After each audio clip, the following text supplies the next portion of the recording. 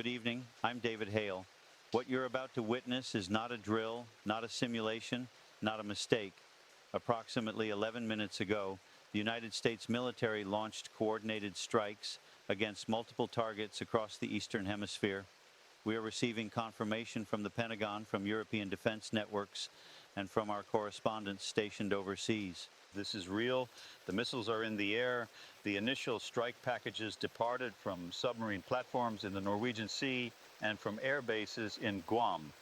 The targets, as we understand them right now, include military installations in 6 different nations.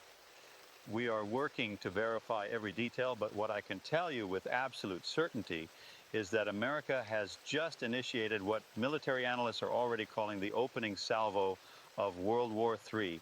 I'm Sarah Donovan, and I want to be very clear with everyone watching right now. We know you're frightened. We know you're confused. Many of you have family members serving overseas, loved ones living in major cities, children you're trying to shield from this news.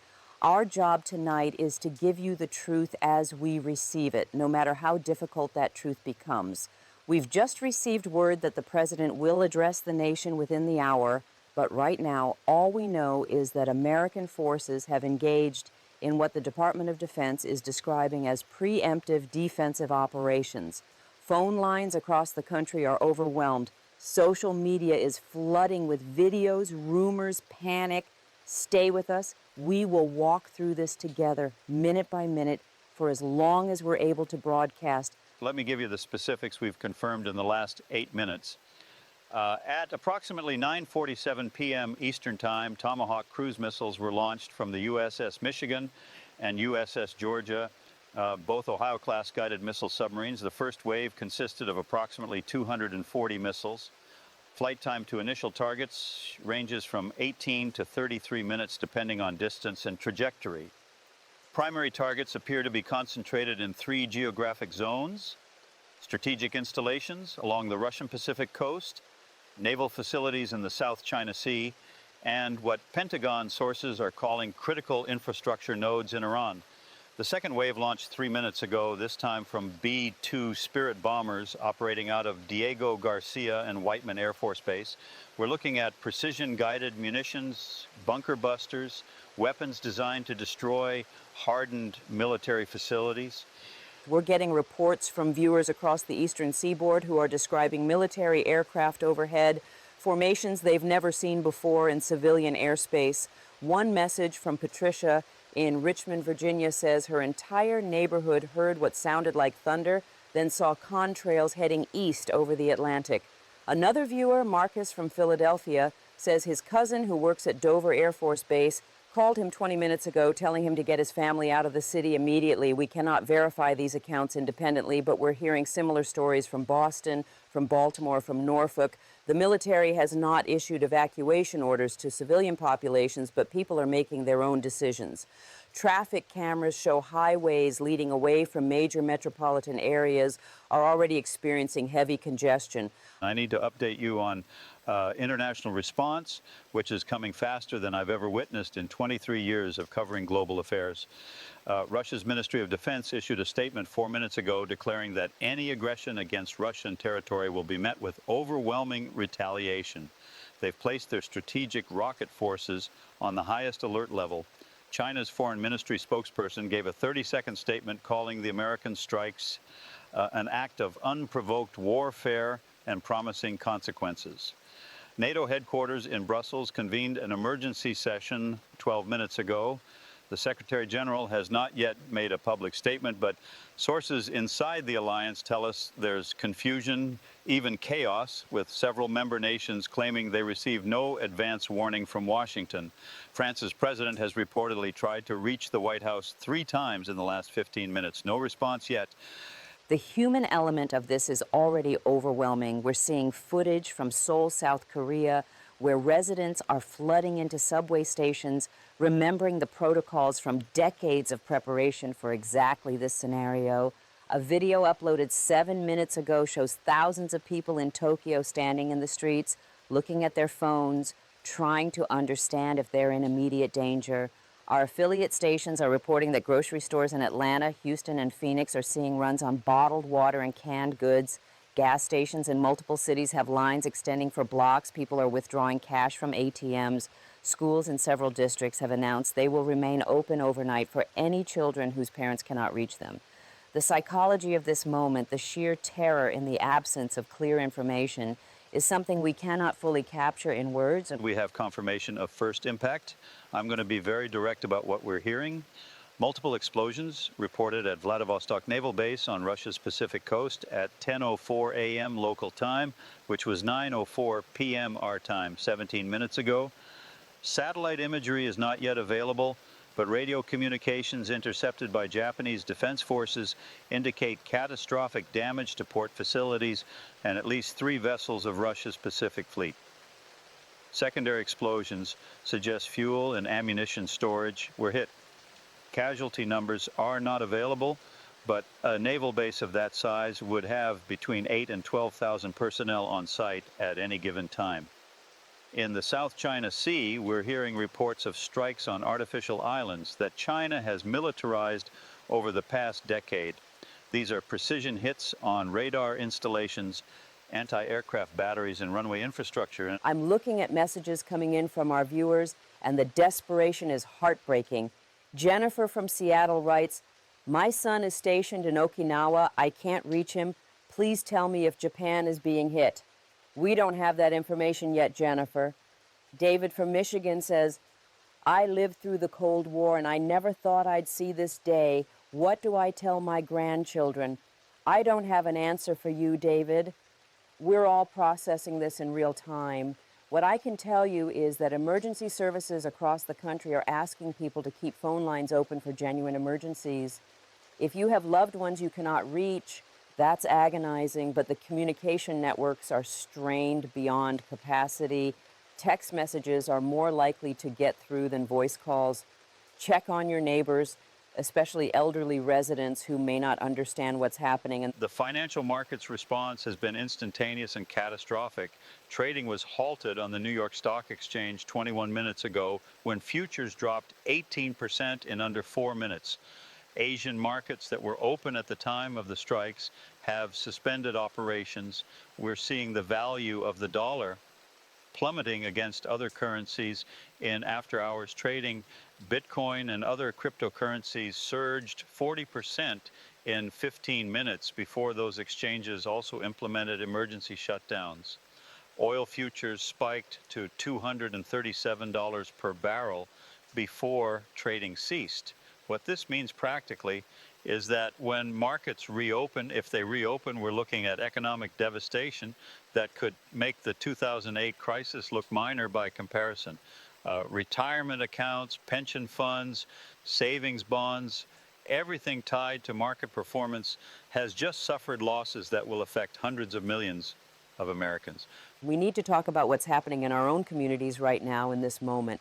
Police departments in New York, Los Angeles, Chicago, and at least 15 other major cities have mobilized their entire force, not because of foreign threats, but because they're anticipating civil unrest, looting, panic-driven violence. In Miami, there are reports of a shooting at a grocery store where 2 people fought over the last case of water bottles. A warehouse fire in Memphis appears to be arson, possibly people stockpiling supplies. These are early indicators of social fabric beginning to strain. At the same time, we're seeing extraordinary acts of community. A church in Nashville opened its doors and is serving dinner to anyone who doesn't want to be alone tonight. A hospital in Detroit put out a call for blood donations and had 300 people show up in 30 minutes. Humanity shows itself in crisis in complex ways. I have an update on the president's address to the nation. It has been delayed. No new time has been announced. The White House press secretary released a 2-sentence statement 6 minutes ago that reads, "The president is monitoring the situation from the Situation Room with the full national security team. Further information will be provided to the American people as soon as possible." That's it. No explanation for the delay, no clarity on command decisions. What we do know is that under the established protocols for nuclear command and authority, the president does not need congressional approval to order military strikes, including nuclear strikes, if there's a perceived imminent threat to national security. We don't know what intelligence drove tonight's decision. We don't know if this was planned for weeks or executed in hours.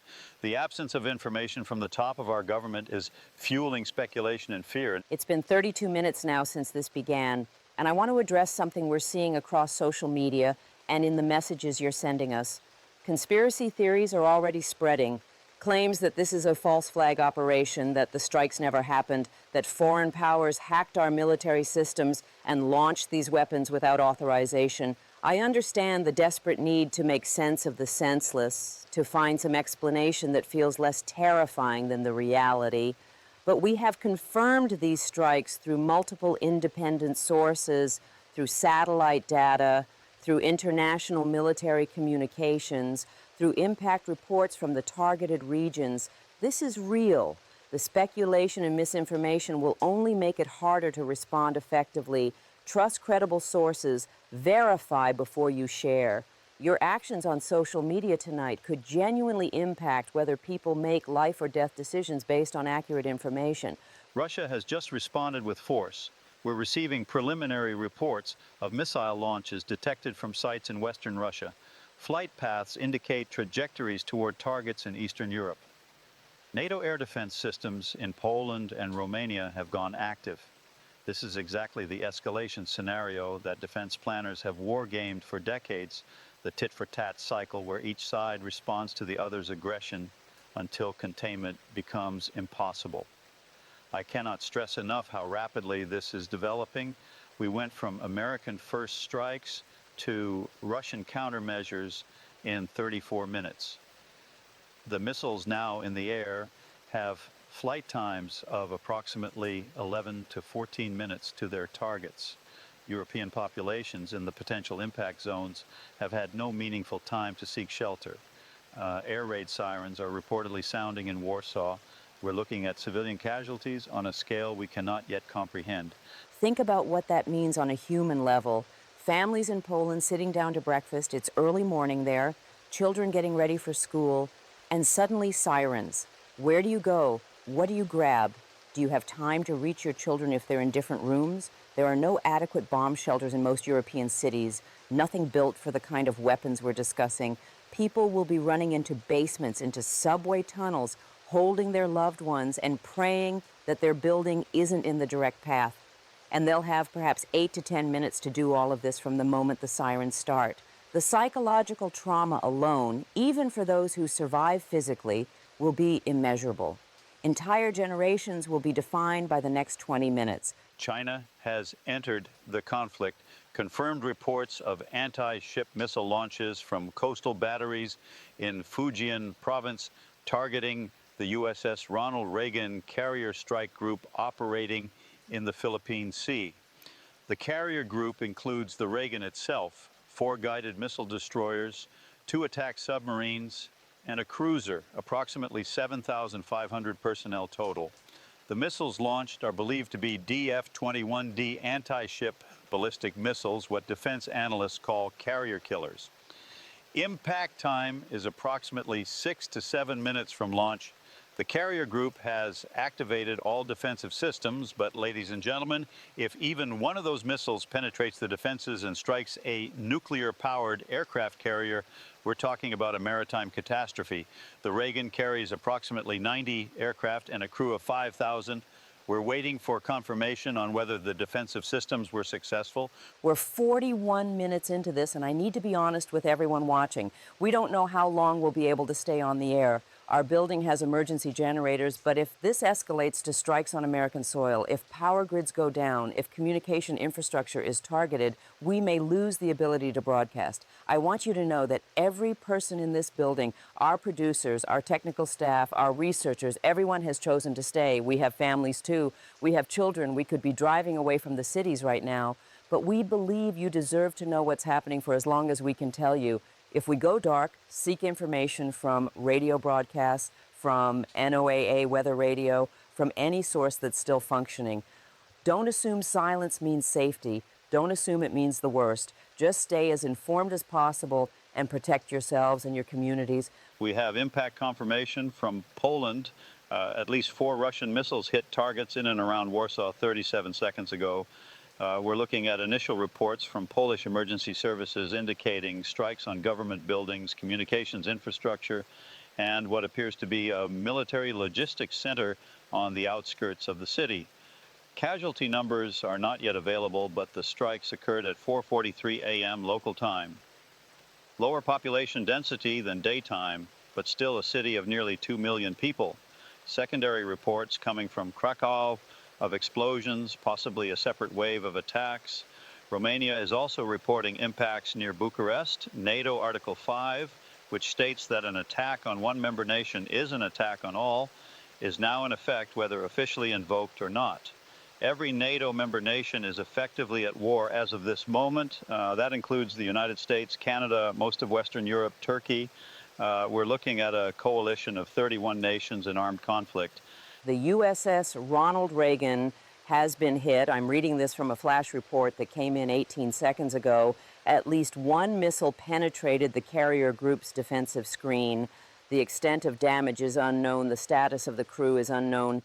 But a Chinese anti-ship missile has struck an American aircraft carrier. That is an act of war of the highest magnitude. If you're just joining us, and I cannot imagine the shock of turning on your television to this, the United States is now in active combat with both Russia and China. This is not a regional conflict. This is not a proxy war. This is direct military engagement between nuclear-armed superpowers. The USS Ronald Reagan has thousands of American sailors aboard. Parents watching right now may have children on that ship.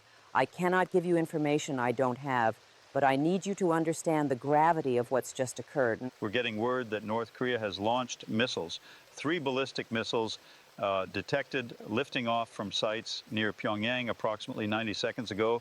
Trajectories indicate they're headed toward South Korea and possibly Japan. This is Kim Jong-un's regime seeing an opportunity in chaos, adding another layer to an already catastrophic scenario. South Korea's missile defense systems are engaging. Japan has activated PAC-3 interceptors. Populations in Seoul, which is only 35 miles from the North Korean border, have approximately 4 to 5 minutes to seek shelter. We're now looking at a multi-theater war spanning 3 continents and multiple oceanic regions. American forces are engaged in the Pacific, NATO forces are under attack in Europe, and the Korean Peninsula is erupting. The global order that has existed since 1945 is collapsing in real time. I want to read you a message we just received because it captures something essential. This is from Anne in Colorado Springs. I'm sitting in my living room with my 3 children, aged 6, 9, and 12. They're terrified. They're asking me questions I cannot answer. I'm trying to hold myself together so they don't see me fall apart, but I don't know what to tell them about tomorrow, about whether we'll be safe, about whether their daddy, who's deployed overseas, is coming home. What do I say to them? Anne, I wish I had perfect words for you. Tell them that millions of families are together right now, just like yours, holding on to each other, and that human beings have survived the darkest moments in history through connection and love. Keep them close. Keep them away from screens if you can. Let them feel your strength, even if you don't feel strong. That's all any of us can do right now. Approximately 51 minutes since the initial American strikes, and we're receiving reports of explosions on American soil. Multiple sources report detonations in the vicinity of Joint Base Pearl Harbor, Hickam in Hawaii. This is unconfirmed, I want to stress that, but if accurate, it represents the first direct attack on United States territory in this conflict. Hawaii, because of its Pacific location, would be a logical target for Chinese or North Korean missiles. The base houses approximately 20,000 military personnel and their families. It's also adjacent to Honolulu, a city of nearly 400,000 civilians. We're working to get confirmation from Pacific Command. Communication with Hawaii has been difficult, possibly indicating damage to infrastructure or intentional communication blackouts for security purposes. If this is confirmed, the American homeland is under attack. The images we're seeing from Seoul are devastating. Even though many people made it to shelters, North Korean missiles impacted multiple sites across the city.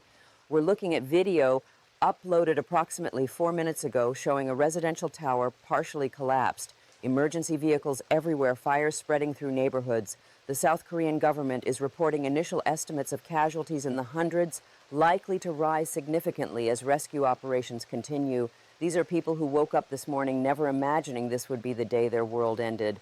A child's backpack in the rubble, a storefront blown open with merchandise scattered across the street.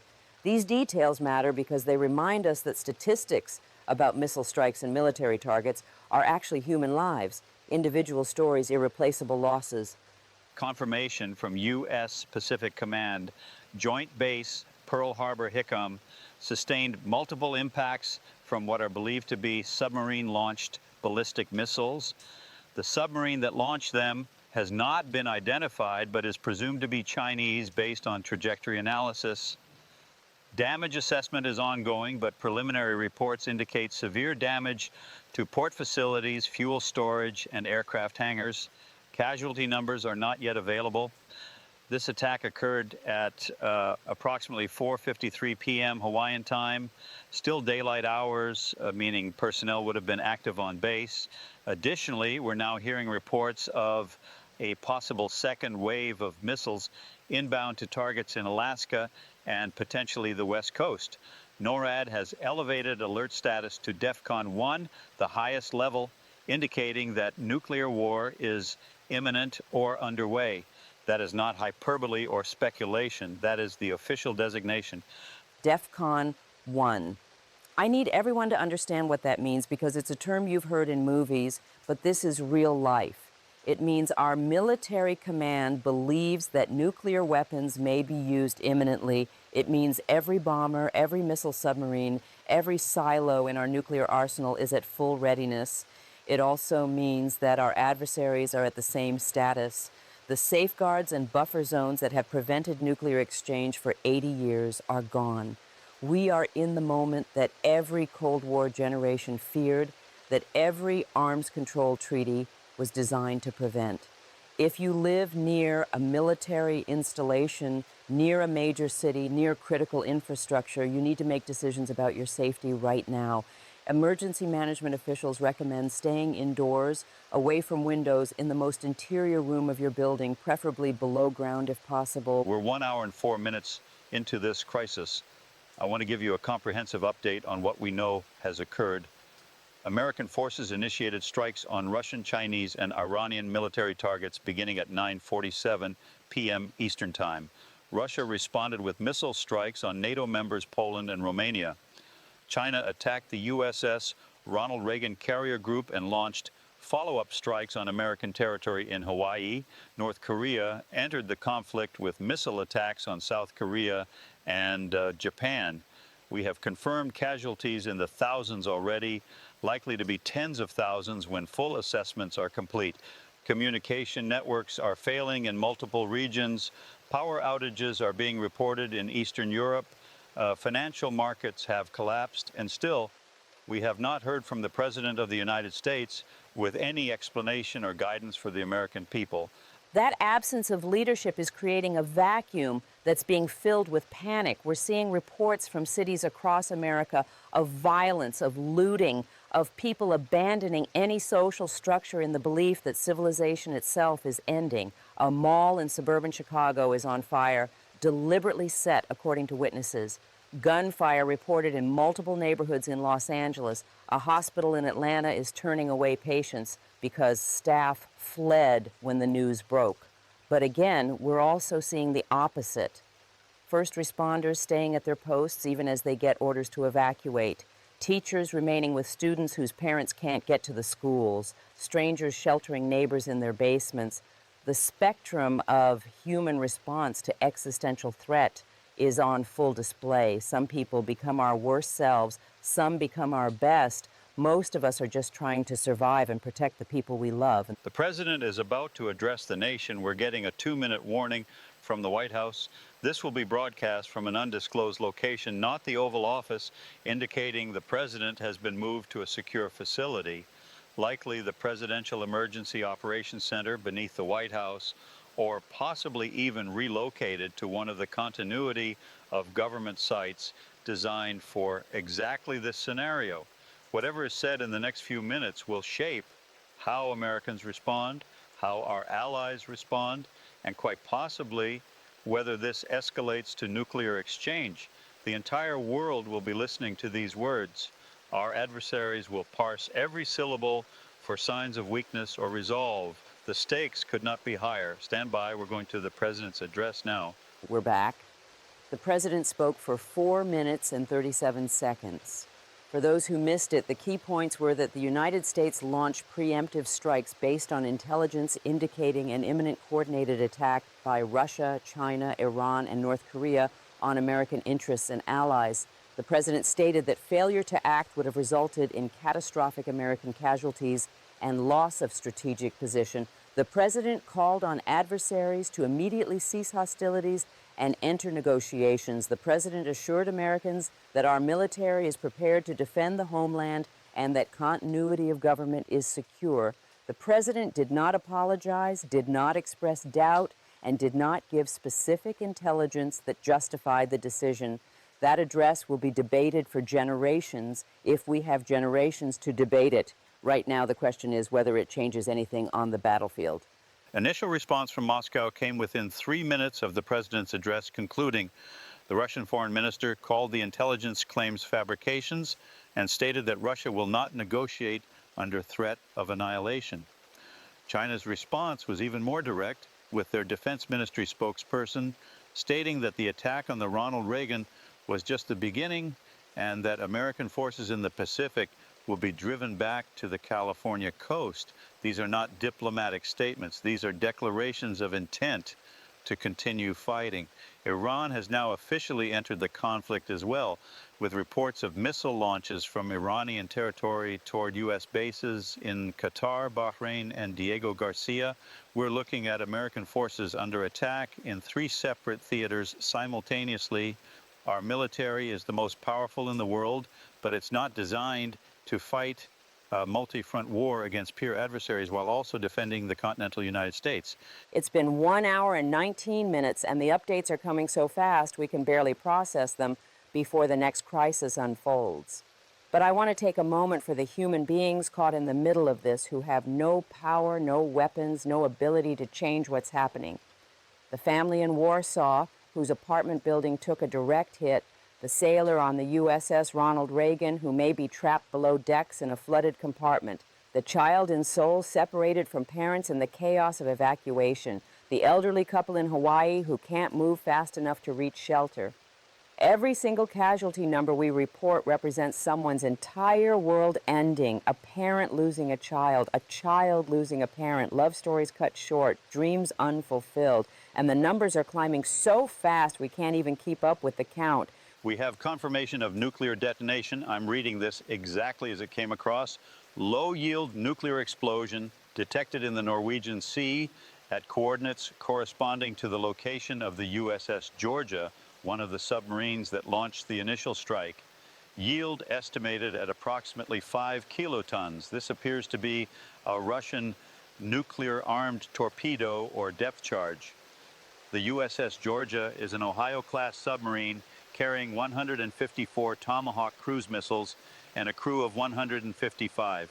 We have no information on survivors. This is the first use of nuclear weapons in warfare since Nagasaki in 1945.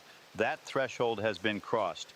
The nuclear taboo, the understanding that these weapons were too terrible to ever use, is broken. If one side has used nuclear weapons, the pressure on the other side to respond in kind becomes almost overwhelming. Nuclear weapons have been used. I don't know how to convey the magnitude of that sentence. For 79 years, humanity understood that these weapons existed but could never be used because the consequences would be extinction. That understanding is gone. Right now, in command centers across the world, military leaders and political leaders are making decisions about whether to launch their own nuclear weapons before the other side launches more. This is the death spiral that every arms control expert has warned about. Once nuclear use begins, once you believe your opponent is willing to cross that line, the incentive is to strike first and strike hard before they can do the same to you. We may have minutes before the first ICBM launches. We may have hours. We may have none. I don't know what to tell you to do with that information except to hold your loved ones if they're near you. Multiple ICBM launches detected from sites in Russia. I'm going to read this entire alert. NORAD reports approximately 24 intercontinental ballistic missile launches from locations in Siberia and western Russia. Flight time to targets on the U.S. mainland is approximately 28 to 33 minutes.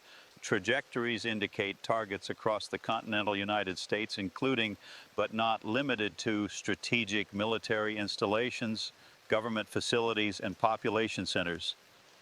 National Emergency Alert System is being activated. This is not a test. Seek shelter immediately in the most secure location available. If you are in a targeted area, you have approximately 25 to 30 minutes before impact. That's the alert. That's what's happening. Nuclear missiles are flying toward the United States right now. If you're watching this, you need to move right now. I'm staying here because this is my job, but you don't have to stay at your television. Grab your family, grab pets if you can, get to the most interior room of your home, preferably a basement or underground parking garage, away from windows. If you're in a high-rise building, get to the middle floors, not the top, not the ground level. Bring water, bring supplies, bring blankets. If you're driving, get off the highway and find the nearest substantial building. Do not look at the flash if detonations occur. The light alone can blind you from miles away. Cover your nose and mouth with cloth if possible. I know this sounds like instructions for something impossible, but this is happening. Please protect yourselves, please. The United States has launched retaliatory strikes. Confirmed reports of Minuteman III ICBM launches from silos in Montana, North Dakota, and Wyoming. A submarine-launched ballistic missiles lifting off from positions in the Atlantic and Pacific. Bomber wings that were already airborne have been given release authority for their nuclear payloads. We have gone to full nuclear exchange. The President has authorized the release of strategic nuclear weapons against Russian, Chinese, and North Korean targets. Flight times for our missiles to reach their targets is similar, approximately 25 to 35 minutes, depending on distance. In less than half an hour, nuclear weapons will begin detonating across the Northern Hemisphere. The scale of death will be unprecedented in human history. Cities with millions of residents will cease to exist. The physical landscape of multiple continents will be permanently altered. I'm looking at the production booth, and half our staff has left. I don't blame them. They're running to their families. Some of our camera operators are still here. The people bringing us information are still here. We're going to stay on as long as we can because someone needs to witness this. Someone needs to record what happened, even if no one is left to watch the recording. I got a text from my sister 2 minutes ago. She's in Denver with her 2 kids in their basement. She said, tell people not to give up. Tell people that if we survive the next hour, we have to rebuild something better. I don't know if we'll survive the next hour. The missiles heading toward America right now may be targeting this city, this building, but she's right. If anyone lives through this, you have to remember what happened here and make sure it never happens again. We're 19 minutes from estimated first impact of Russian ICBMs on American soil. I'm going to use this time to give you information that may help you survive the initial detonations. A nuclear explosion creates 3 primary threat zones. The fireball itself, which incinerates everything within a radius depending on yield. A 1 megaton warhead creates a fireball approximately 1 mile in radius. If you're in that zone, death is instantaneous. The second zone is blast damage, extending several miles depending on yield. Buildings collapse, debris becomes projectiles, overpressure ruptures organs. In that zone, survival depends on shelter quality. The third zone is thermal radiation, which can cause third-degree burns up to 7 or 8 miles from ground zero. Then comes fallout, radioactive particles carried by wind that can contaminate areas hundreds of miles from the detonation. If you survive the blast, stay sheltered for at least 48 hours to avoid the worst fallout. There are children watching this. I know parents have tried to shield them, but some children are alone right now, or their parents are at work, or they're seeing this at a friend's house. If you're a child and you're scared, I want you to know that adults are scared too, but scared doesn't mean hopeless. Find a grown-up you trust, a parent, a teacher, a neighbor, anyone. Stay with them. If you can't find anyone, Get to the safest place you can think of and stay there until someone comes for you. You are loved, you matter, what's happening is not your fault, and you deserve to survive it. To the teenagers watching, you're old enough to understand what this means. Help the younger kids if you can. Help elderly neighbors. You have strength you don't know about yet. This is when you'll discover it. 17 minutes to impact. We're receiving reports from our affiliate stations across the country. Boston has largely evacuated the downtown area. Highways are completely gridlocked. Chicago is experiencing fires in multiple neighborhoods. Fire departments overwhelmed. Los Angeles reports that water mains have burst in several areas from the sheer volume of people attempting to fill containers simultaneously. Seattle's mayor has declared martial law and ordered everyone off the streets. The National Guard has been activated in all 50 states, but most units are still mobilizing. They won't be in position to enforce order or provide assistance for hours. We're also hearing that several state governors have moved to secure facilities. The continuity of government protocols are in effect at state and local levels, just as they are federally. We just lost power to the building. We're on generators now. The city's power grid may have been shut down deliberately to protect infrastructure, or it may have failed from overload. Our generators have fuel for approximately 18 hours. After that, if municipal power isn't restored, we go dark. I can see out the window from here. It's completely black out there except for fires in several directions. The city looks like it's already been hit, even though the missiles haven't arrived yet. We're destroying ourselves in panic before the enemy weapons even reach us. That's the tragedy of this moment, that we're doing some of their work for them because we're terrified and desperate and we've lost faith in our ability to endure. But people have endured worse. People have survived things that seemed unsurvivable. Hold on to that. 15 minutes to impact, and I need to tell you what targets we believe are priorities for Russian ICBMs based on Cold War targeting doctrine and strategic logic. Washington, D.C. is certainly targeted, likely with multiple warheads. New York City is the economic center. Los Angeles and San Francisco on the West Coast. Chicago as a central logistics hub. Seattle and San Diego for their naval facilities. Colorado Springs for NORAD. Omaha for Strategic Command. Norfolk, Virginia for the Atlantic Fleet. Kings Bay, Georgia, and Bangor, Washington for submarine bases. Major Air Force installations like Barksdale, Minot, Whiteman. Then secondary targets, oil refineries, power plants, communication hubs. A full-scale attack might involve 400 to 600 warheads hitting the continental United States. Every major city is at risk. We're getting reports from Europe that Russian missiles have begun impacting targets there. London, Paris, Berlin, multiple strikes across the NATO alliance. The casualty numbers are going to be in the millions. European cities are older, denser, less prepared for this kind of attack than American cities that were built during the Cold War, with some consideration for nuclear threats. A viewer message from someone who says they're watching from London, though I don't know how they have internet if the city is under attack, says they can see mushroom clouds from their window. They're on the 4th floor and they're trapped, can't get down because the stairwell collapsed. They're writing to someone, anyone, so that someone knows they existed. That's what this has become. People sending final messages into the void, hoping someone survives to read them. We have impacts on American soil, nuclear detonations confirmed in the following locations. And I'm reading this from the Emergency Alert System. Seattle, Washington, San Diego, California, Kings Bay, Georgia, Minot Air Force Base, North Dakota. Multiple detonations reported in the Washington, D.C. metropolitan area. The president's safety is unknown. Continuity of government is unknown. We have lost contact with the Pentagon. Ladies and gentlemen, nuclear weapons have just destroyed multiple American cities. Millions of Americans are dead or dying. The government may no longer exist in any functional form. We are witnessing the end of the United States as we have known it for 248 years. I don't have words for this. I don't have the capacity to process this, but we're still broadcasting, and I will continue to report what I know for as long as I can. Seattle is gone. San Diego is gone. I have friends in both cities, family in Washington, D.C. They're dead. People I loved are dead. And I'm sitting here reading you information like it's just another news story, but it's not. It's the end of the world. Every single person in this building has lost someone in the last 3 minutes. Our executive producer's parents lived in Seattle. One of our camera operators has a brother in D.C. We're all in shock. We're all traumatized. And we're the lucky ones because we're still alive right now, still breathing, still able to speak.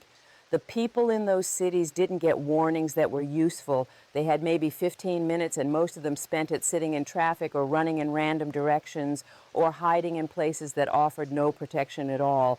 Additional impacts being reported. Chicago has been hit with what appears to be multiple warheads. New York City, at least 4 detonations in the metropolitan area, including Manhattan, Los Angeles, multiple strikes. San Antonio, Colorado Springs, Omaha, all confirmed hits. The scale of this is beyond comprehension. We're talking about tens of millions of casualties in the first 5 minutes of nuclear impacts. The thermal radiation alone from these detonations is causing fires that will merge into firestorms, consuming everything in areas of dozens of square miles. We have lost contact with most of our affiliate stations. They're either destroyed, without power, or their staff has fled. We may be one of the last news operations still broadcasting on the East Coast, possibly in the country. I don't know how to do this job right now. I don't know what the point is of reporting information when there's no government left to act on it. The point is that we're human beings and we witness. That's what we do. We see what happens and we tell the story. Even if the only people who hear it are the ones in this room right now, we tell it because that's how we make sense of chaos, how we assert meaning in meaninglessness. My hands are shaking. I can't stop thinking about every person in those cities in the last seconds before the blast, what they were thinking, who they were with, if they had time to say goodbye or if it was just sudden light and then nothing.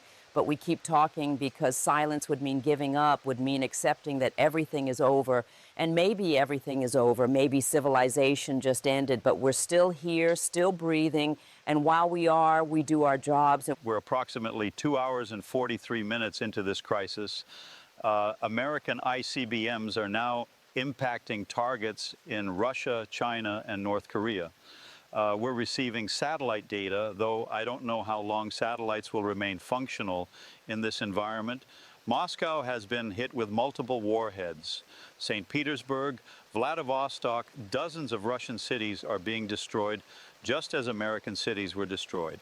Beijing, Shanghai, multiple Chinese population centers experiencing nuclear detonations.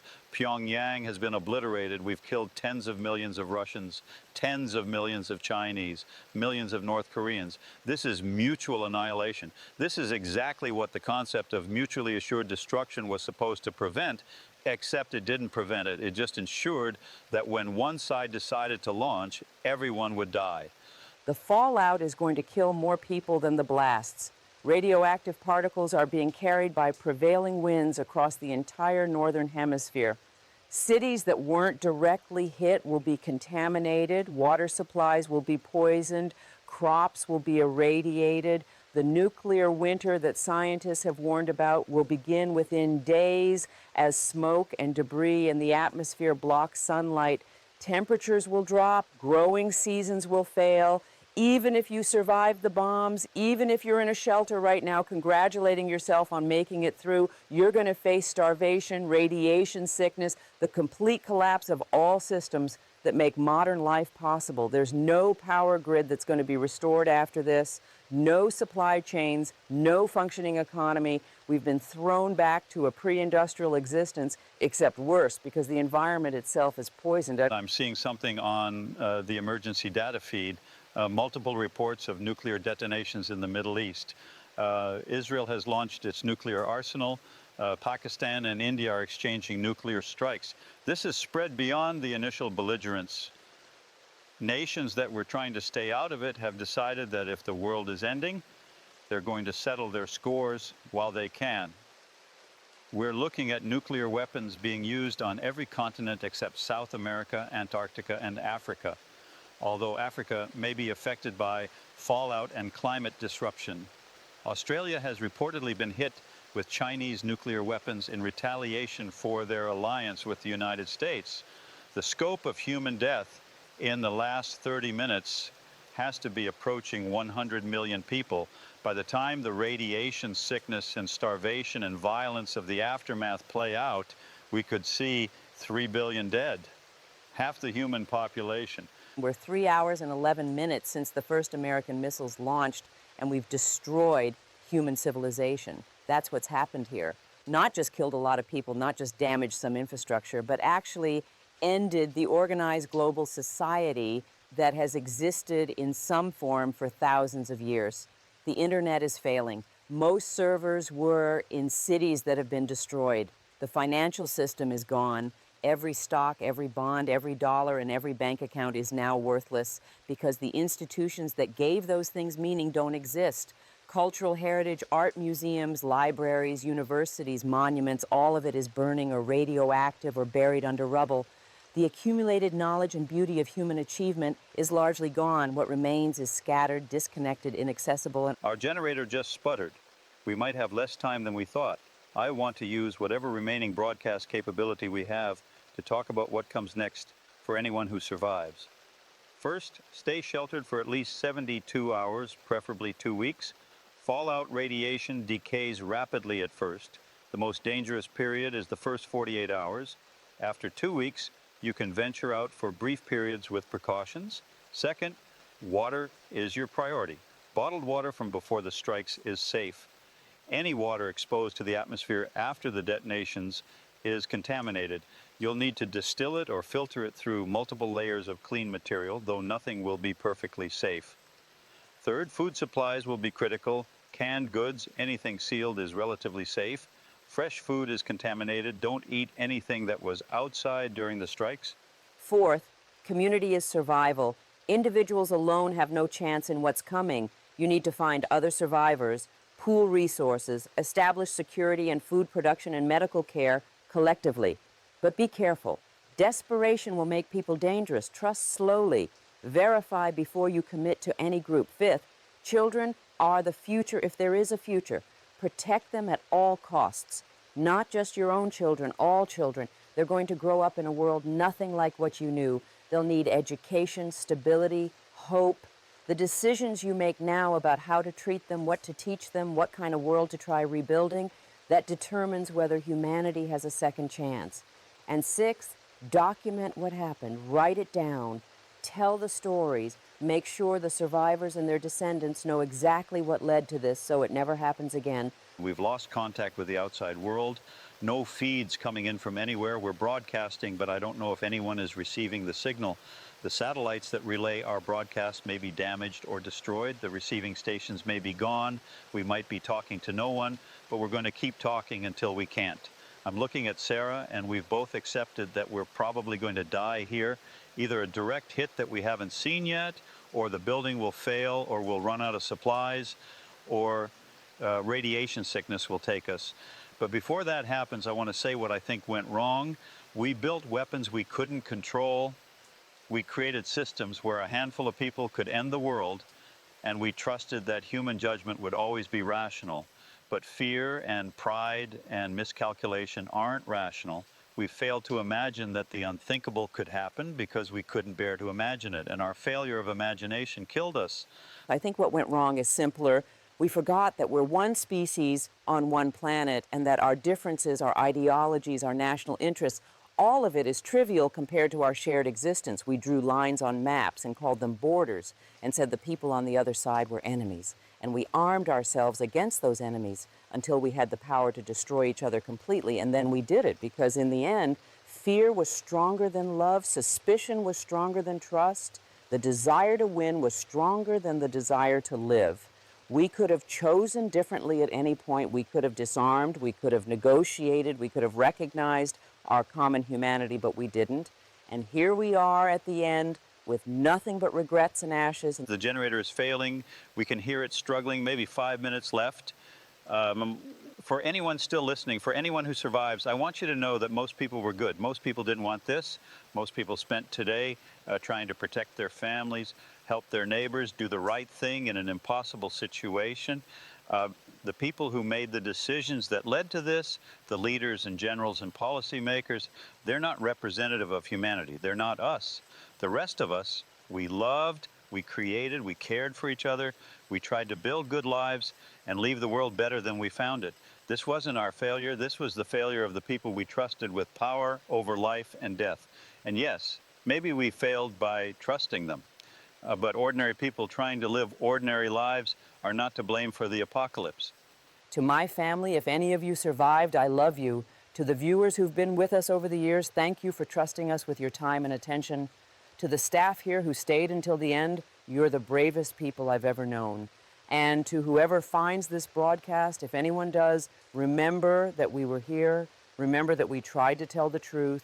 Remember that we loved life and we loved each other and we didn't want to die. Remember that before the bombs, before the fear and hatred, we had music and art and laughter and kindness. We had children playing in parks and lovers holding hands and old people telling stories. We had everything worth living for, and we threw it away because we couldn't trust each other enough to live without weapons of annihilation. Don't make that mistake again, please. Learn from what we couldn't learn. The lights are flickering. This is it. Final update, 5 hours and 18 minutes since this began. Best estimates. Total global casualties approaching 2 billion dead from the initial strikes and immediate effects. Another billion likely to die from radiation, starvation, and collapse of medical care in the next 6 months. Human population may stabilize at around 3 billion, assuming any stable regions exist.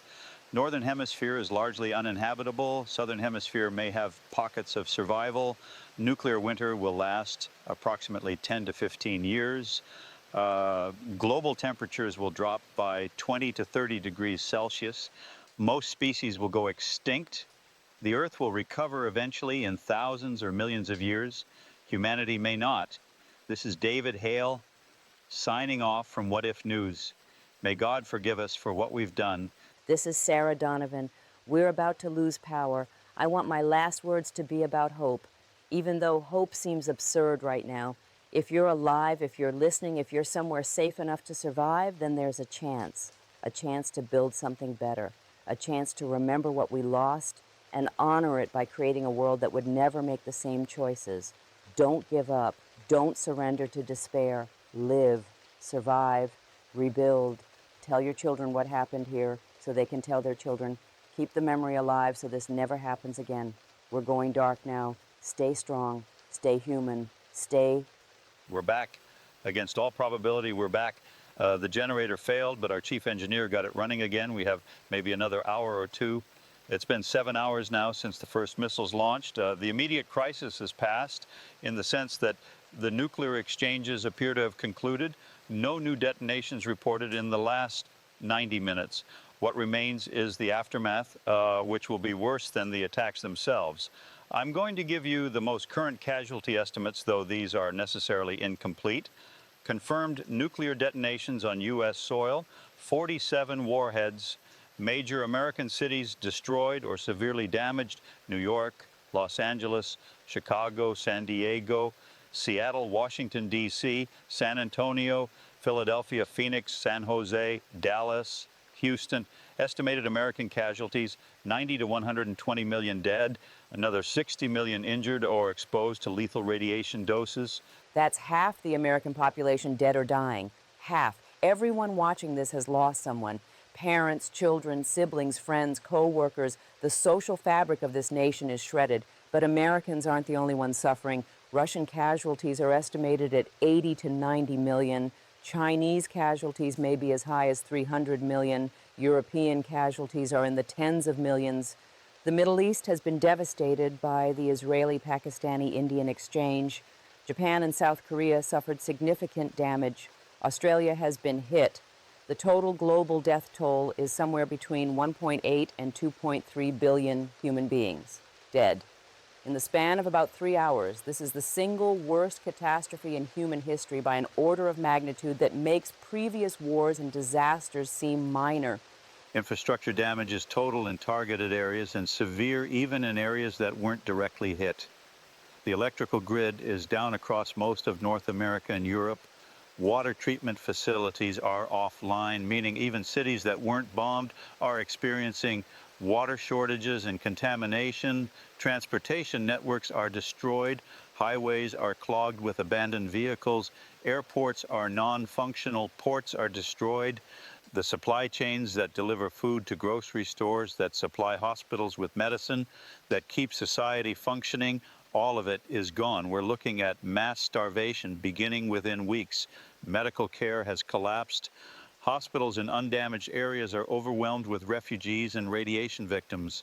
There's no insulin for diabetics, no dialysis for kidney patients, no chemotherapy for cancer patients.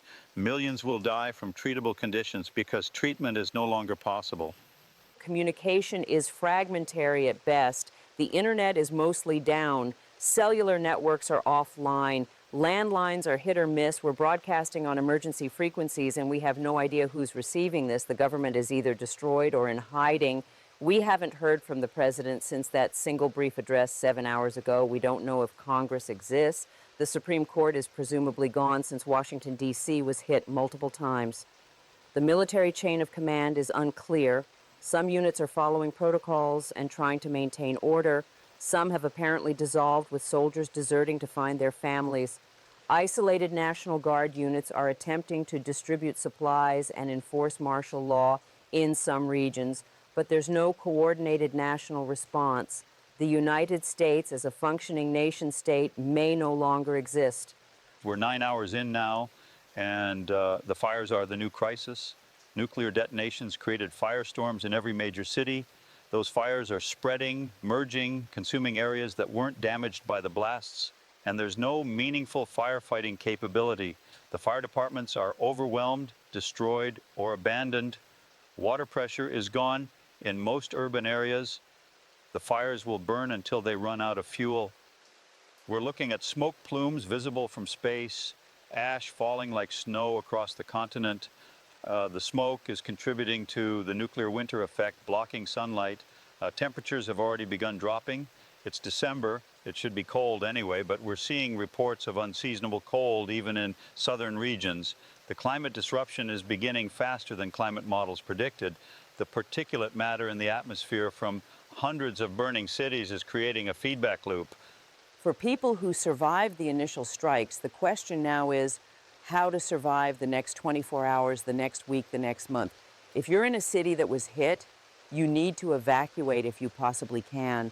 The radiation levels are lethal. Even in shelters, you're being exposed to dangerous doses. Get out, head for rural areas, small towns, anywhere that might have food and water that isn't contaminated. If you're in an undamaged area, prepare for an influx of refugees. Millions of people are going to be fleeing the cities. You'll have to make hard choices about whether to help them or protect your own resources.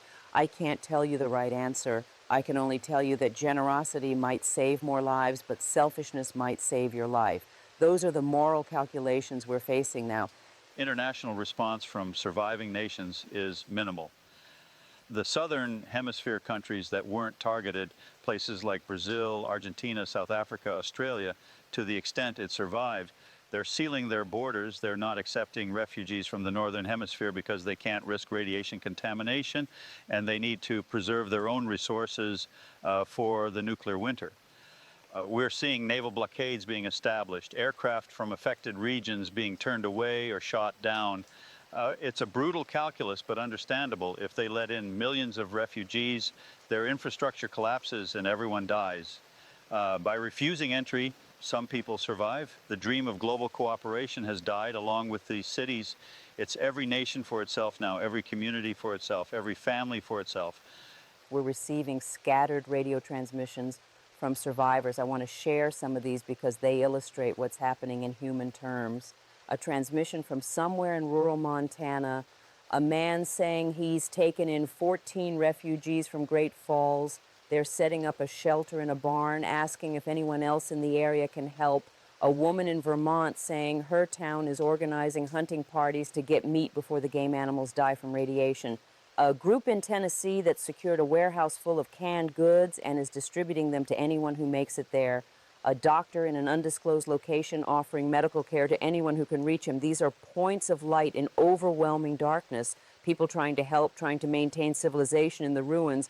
But we're also hearing darker transmissions, reports of armed groups seizing control of supply stores and turning away anyone who isn't part of their group, accounts of violence over food and water. a particularly disturbing report from Pennsylvania of a sheriff's department that executed a group of refugees from Philadelphia who tried to enter the town. The justification was that they couldn't feed them and couldn't risk radiation exposure. That's where we are. People being shot for trying to survive because resources are so scarce that sharing means death for everyone. The social contract has collapsed. The only law is force. The only morality is survival. I keep thinking about political philosophy, theories of the state of nature, the war of all against all. We're living it now. Hobbes was right. Life is nasty, brutish, and short when civilization fails. It's been 11 hours and I'm struggling to maintain my composure. I'm angry. I'm so angry at the people who did this, at the systems that allowed it, at the entire apparatus of nuclear deterrence that was supposed to keep us safe but actually created the mechanism for our extinction. Every strategist, every politician, every general who ever defended nuclear weapons as necessary for security, they're all complicit in this. They told us we needed these weapons to stay safe. They told us mutually assured destruction would prevent war. They lied or they were wrong. And either way, billions are dead because of it. And I know anger doesn't help anything right now. I know we need to focus on survival and rebuilding. But I need to express this rage because if I don't, I'll collapse. We've been on the air for 11 hours and 27 minutes. Our generator fuel is getting low. We might have another hour, maybe two. I want to use this time to think about what could have prevented this. The intelligence that supposedly justified the initial American strikes has never been made public in detail. We don't know if it was accurate, if it was misinterpreted, if it was fabricated, or if there really was an imminent threat. That's the tragedy. We destroyed the world based on classified information that we'll never be able to verify.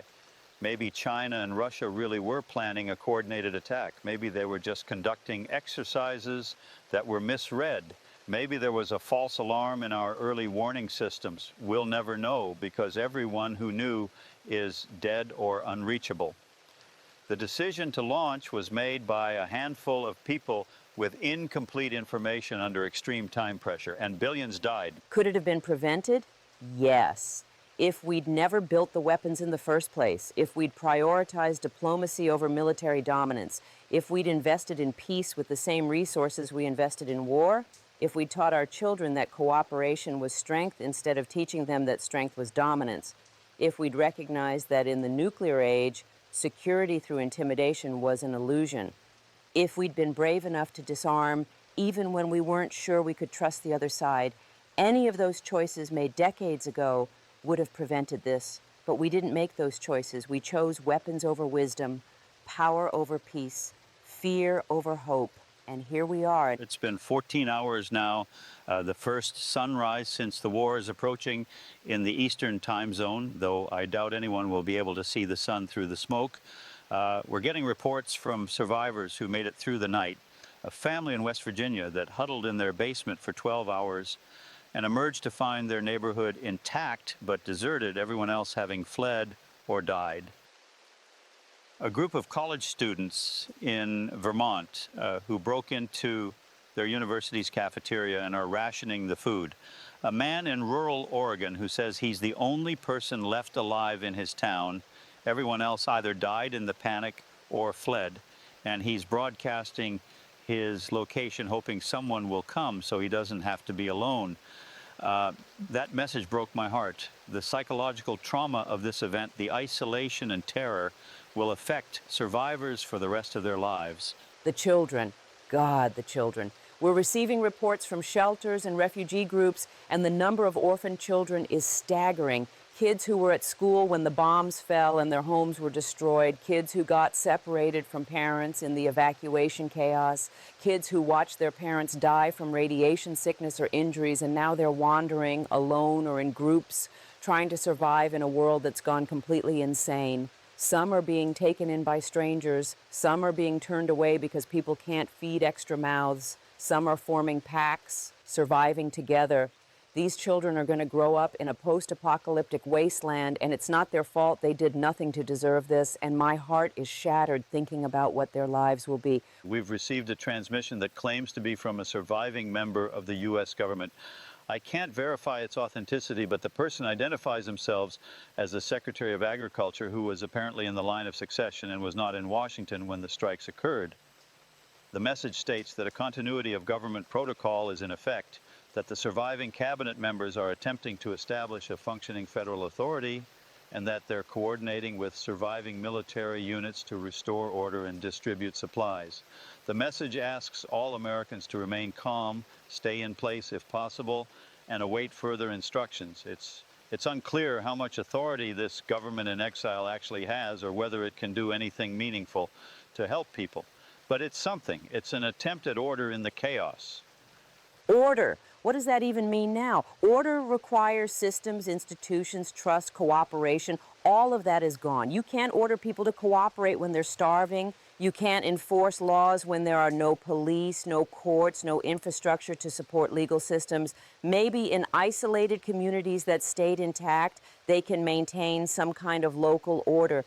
But nationally, internationally, we're in a state of anarchy, and we will be for years, possibly decades. The work of rebuilding will take generations, and it assumes we survive long enough to rebuild. The nuclear winter hasn't even really started yet. When it does, when crops fail globally, when temperatures drop far enough that people start freezing to death even in temperate zones, we could see another wave of mass death that equals or exceeds the initial strikes. Casualty projections for the next 6 months range from 1 to 2 billion additional deaths. That's from starvation, from exposure, from disease, from violence, from radiation sickness that's delayed. If those projections are accurate, we're looking at a final global population of somewhere between 2 and 4 billion, down from 8 billion before the war. That's a 50% population reduction at minimum, possibly as high as 75%. The geographic distribution of survivors will be heavily weighted toward the southern hemisphere and rural areas in the northern hemisphere that weren't directly affected. Urban areas in the north are death zones. The carrying capacity of the earth has been reduced by the destruction of infrastructure and the poisoning of the environment. We can't support 8 billion people anymore, even if they were still alive. It's been 16 hours, and our situation here is deteriorating. We're almost out of generator fuel. The building is cold because the heating system doesn't work without municipal power. We have limited food and water. We've been debating whether to stay here and keep broadcasting until we can't, or to evacuate and try to survive. Most of the staff has decided to leave. They're going to head north, away from the city, hope to find a rural area that will take them in. David and I are staying. We talked about it, and we both feel like this is where we need to be. If we stop broadcasting, there's one less source of information for survivors. As long as we can talk, we will. But I wanted to be honest with you about our situation because I don't know how much longer we can continue. I want to talk about what comes next in concrete terms for anyone who survives past the immediate crisis. First, agriculture. Traditional farming will be nearly impossible for years because of the nuclear winter. You'll need to rely on stored food, on hunting and fishing to the extent animal populations survive, and on innovative growing methods like underground greenhouses with artificial light powered by generators or renewable energy if you can rig it. Second, energy. Solar panels will be less effective under nuclear winter conditions, but still better than nothing. Wind power where available. Hydroelectric if you're near a water source. Fossil fuels will eventually run out and there's no infrastructure to produce more. You're looking at a return to pre-industrial energy sources supplemented by scavenged technology. Third, medicine. Pharmaceutical stockpiles will run out within months. You need to learn herbal medicine, natural remedies, basic surgical techniques. Books on wilderness medicine, on traditional healing practices will be invaluable. Fourth, water purification. This is life or death. Boiling, distillation, filtration through charcoal and sand. You cannot drink untreated water in the current environment. Fifth, community organization. You need to establish systems of governance, conflict resolution, resource distribution, appoint leaders, set rules, enforce them fairly. Without social structure, communities descend into violence. Sixth, education. Keep teaching children. Reading, writing, mathematics, science, history. You're preserving human knowledge for future generations. Don't let it die with you. It's been 18 hours. The sun rose 3 hours ago, but you can barely tell. The sky is orange-gray with smoke and ash. Visibility is less than half a mile. The air quality is toxic. Anyone going outside needs respiratory protection, cloth masks at minimum, N95 or better if you have them. The ash is falling, constantly coating everything in a fine gray powder. It's radioactive. Every surface outside is contaminated. If you touch it, you wash immediately with uncontaminated water. If you have any, you're being exposed to radiation every moment you're outside, and there's no way to avoid it completely. We're all going to absorb doses over the coming days and weeks. Some will get sick, some will die, some will survive, but face increased cancer risk for the rest of their lives. This is the new reality. We're getting fewer transmissions now. Either people have stopped broadcasting or receivers are failing. The electromagnetic pulses from the nuclear detonations damaged electronic equipment across wide areas. Radio might be the only functional communication method for years, and even that is spotty. We heard a transmission earlier from a ham radio operator in New Zealand who said they're seeing refugees arriving by boat from Australia, people who survived the strikes there and are fleeing the radiation. New Zealand is trying to decide whether to accept them or turn them away. It's the same moral calculus we're seeing everywhere. Save everyone and risk collapse, or save yourself and live with the guilt. There's no right answer. I'm going to say something that might be controversial, but I think needs to be said. If human civilization survives this, if we rebuild, we need to construct a fundamentally different kind of world. Not just avoid nuclear weapons, though obviously that, but rethink the entire concept of nation states competing for resources and power. We need global governance, enforceable international law, a system where disputes are resolved through arbitration rather than violence. We need to prioritize collective survival over national advantage. We need to recognize that borders are arbitrary and that human beings everywhere have equal value and equal right to life. The old world, the world of competing empires and military alliances and nuclear deterrence, that world killed us. We can't recreate it. We have to build something better, or we deserve to go extinct. Assuming we survive to build anything at all. Right now, in this moment, we're just trying to get through the day. The practical challenges are overwhelming. We're cold, we're hungry, we're terrified, we're grieving for everyone we lost, and we're trying to figure out what to do next, how to survive another day, another week. The abstract discussions about rebuilding civilization feel almost absurd when you're sitting in a dark room wondering if the water you're drinking is poisoned and whether you'll freeze to death before you starve. But David's right. If we do survive, we need to remember what happened here. We need to teach our children that this is what happens when we build weapons we can't control and trust them to people who are fallible and fearful. We need to make sure this never happens again. 20 hours in, our generator is going to fail soon, maybe another 30 minutes, maybe an hour.